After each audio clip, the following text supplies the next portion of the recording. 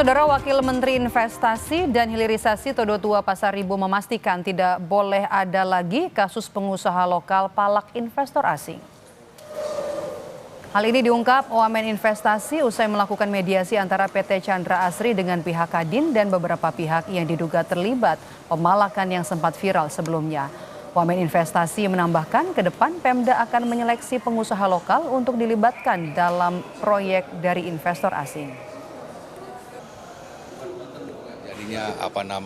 Aksi-aksi baik itu dari kelompok masyarakat maupun organisasi dan lain-lain yang itu cukup meresahkan, mengganggu terhadap kegiatan iklim investasi. Dan memang dengan kejadian yang ada di Chandra Asri wilayah Cilegon Provinsi Banten ini menjadi suatu tonggak kita untuk benar-benar secara komprehensif, dan kami juga dari pemerintah pusat, Kementerian Investasi dan Hilirisasi ini untuk segera menyikapi ini dengan secara langsung. Di situ nanti akan ada baik dari para pelaku usaha daerahnya akan memberikan list pengusaha-pengusahanya, nanti siapa yang bisa dan layak untuk berkontribusi, nanti pemerintah daerah yang akan melakukan seleksi di situ, maupun para investor pun juga nanti akan memberikan kira-kira list-list pekerjaannya yang bisa dikontribusikan kepada para pelaku usaha. Tanpa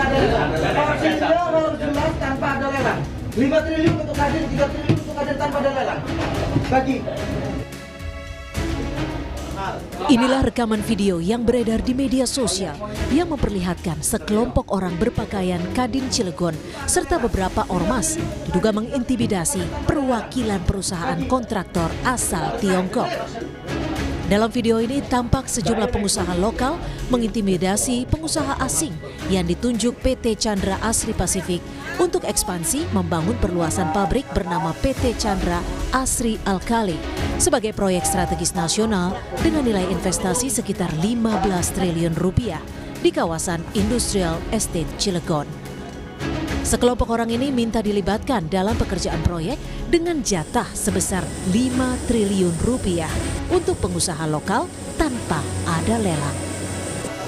Menanggapi video viral tersebut, Ketua Umum Kadin Anindya Bakri berjanji akan melakukan pengecekan terhadap anggotanya. Kadin Pusat juga akan mengirim tim untuk mengecek ke lokasi dan akan duduk bersama dengan pemerintah setempat membahas hal ini. Itu Kadin bersama Gubernur Banten atau yang diutus bersama BKPM dan juga penegak hukum akan melihat. Nah, intinya kita mengerti bahwa 8% itu mesti dicapai dan juga pertumbuhan ekonomi mesti tercapai, investasi mesti masuk, dan Kadin tugasnya untuk mengawal.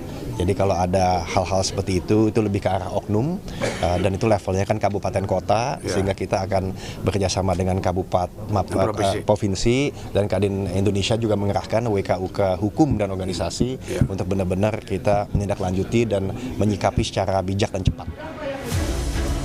Sementara itu merespon video tersebut, Polres Cilegon mengaku sudah melakukan mediasi dengan kedua belah pihak. Polisi juga berjanji akan menindak tegas aksi premanisme berkedok ormas maupun LSM.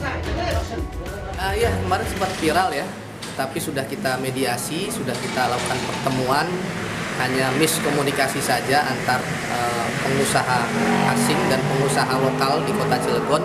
Sudah kita mediasi dan kita ultimatum, tidak ada pengancaman, kemudian tidak ada intimidasi. Apabila ada, kita tindak tegas.